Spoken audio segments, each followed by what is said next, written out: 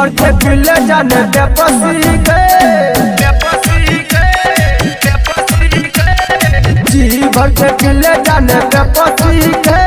और रतिया हम देख तो तोरा से कसी के जी भर के पिले जाने बेपसी के और रतिया हम देख तो तोरा से कसी के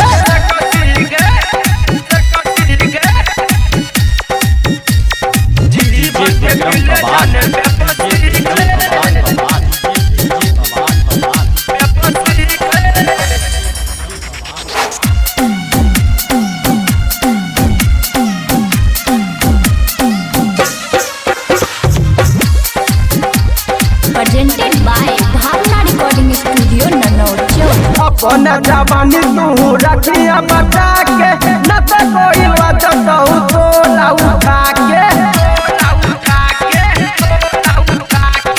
अपन जवानी तू रखिया बचा के न तो कोई बात तो तोला उठा के किन किन दत तोरा में कसी के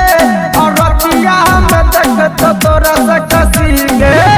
किन किन दत तोरा में कसी के और रतिया में देख तो तोरा से कसी के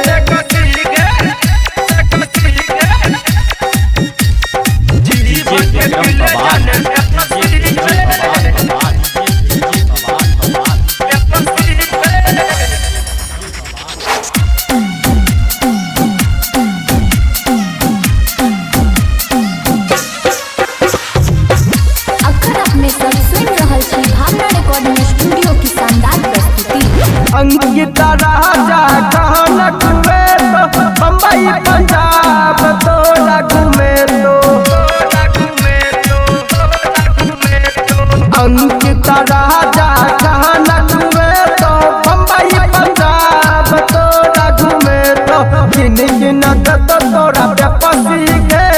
और रतिया में देख तो तोरा से कसी के किन किन दत तोरा बेपसी